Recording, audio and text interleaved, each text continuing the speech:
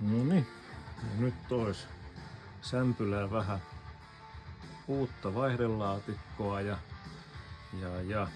uutta moottoria.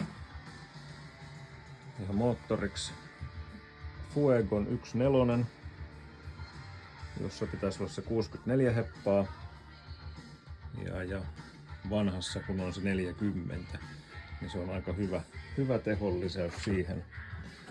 Eli tämmönen ja Faissin 2-kurkkusella kaasuttimella 3236 ja sähköryypyllä.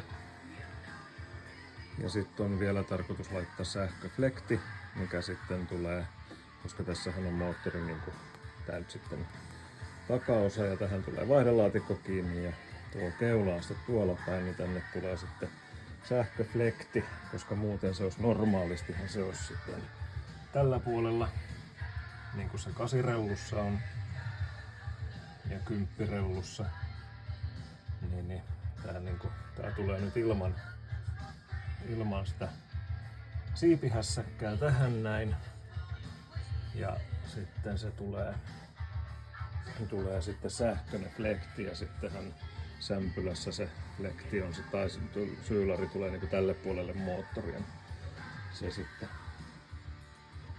tulee semmonen. Katsotaan sitten riittääkö siinä vaan sitten jäähdytystehoja. Mut joo, taas tarkoitus laittaa kokonaan pakettiin. Tai semmosena yhtenä pakettina sinne autoon ja sitten laittaa moottori jälkikäteen. Eli tehdään täällä tuo apurunko tähän kiinni ja laitetaan iskarit, jotka tuli tuossa TRVn iskarit. Tämmöset siellä on vanhaskin paketissa, niin nyt laitetaan samanlaiset nämä. Maksu 20 kappale, niin ei ollut kovin paha hinta. Eikä ne katsastuksessa muutenkaan saanut iskareita siihen, niin se nyt on ihan yksi sama. Kunhan siellä on uudet iskarit, niin kaikki on hyvin. Mut joo, nyt on maalattu nämä jarrukilvet ja pikkusen noita putkia. Ja sitten tähän tulee uudet levyt. Ja sitten mulla on tietysti siinä autossa on kiinni ihan uudet nuo satulat jo. Ne on nyt yhden kesän ajettu, niin ei ole järkeä laittaa sitten tähän omia. Otetaan siitä vaan vanhat satulat. Ja sitten uudet vaihdelaatikon kumit. Niin ei sitten täristelekään näistä. Ilmeisesti aina toi irtoaa aina tuo toinen noista metalliosista aina lähtee pois. Ei saanut ainakaan ehjänä. Toinen jää kiinni, mutta toinen aina irtoaa. Ja toinen on sitten jossain mulla nyt teki tallessa. Sitten on jouset. Tuli ne maalattua tai siistittyä. Vähän puhalleltiin ja sitten maalattiin. Samoin nämä kyllä aika. On täällä nyt vielä näitä tällaisia, mutta ei se levy tohon ota kiinni, ei sillä ole väliä. Mutta joo, vaihdelaatikon putsaus ja sitten iskareiden asennus ja sitten saata apurungon kiinni. Ja sitten pitää tähän pitää vielä rakennella toi, mikä asentotunnisti siihen nyt tulee, kampiakseli asentotunnisti mikä se. Sitten se tietää toi sytkähommeli, että missä se pyörii. Ja kaikki nyt on putsattua ja siistiä ja jos sanoit niinku uutta, että täällä on vissiin 70 000 vai 74 000 mitä täällä oli ajettu tällä moottorilla ja tulee toi kärjetön sytytys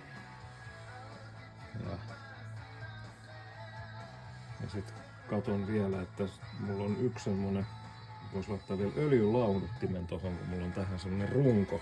Katsotaan mahtuu tai käykö se tähän näin, niin sais tonne vielä semmosen ja sit sais vielä jäähtyteltyä niitä öljyjä.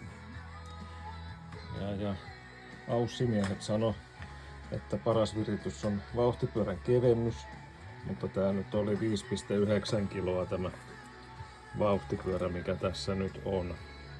Niin sitä nyt ei varmaan tarvitse kevennellä, että laittaa vaan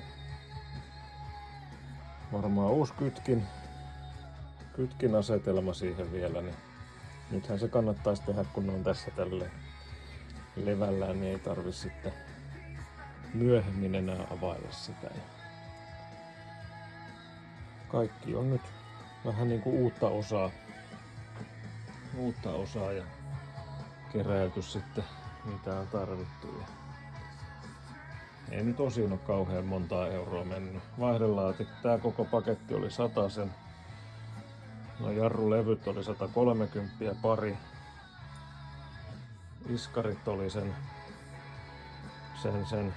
20 kappale ja no tietysti toi kaasutin nyt se oli sen 209 euroa, mutta ei se ollut Weberi. Se olisi ollut puolet kalliimpi, mutta mennään tällä, koska tämäkin on ilmeisen hyvä kaasutin ja sopii tähän vehkeeseen tosi hyvin. Ja katsotaan sitten seuraavaa videota, mä otan kun saan ton vaihdelaatikon tosta kasaan ja kaikki noin palikat tohon, niin sit kuvataan uusi video, niin näkee, että millainen se on se kokonaisuus. Ja aika yksinkertainenhan tuo. Iskarit tulee tohon kohti ja sitten jouset siihen ja sitten ne menee täältä näin tonne yläpäähän. Ja ei nyt ole kovin hankala. Vähän vielä putsataan taapurunkaan, laittaa nippuun, niin se on tosi hyvä. Että se nyt kesäksi ajoin. Ja muistakaa Classic Motor Show. Sinne kannattaa tulla. Siellä on kaikki hienoja autoja. Saattaa olla tämäkin siellä.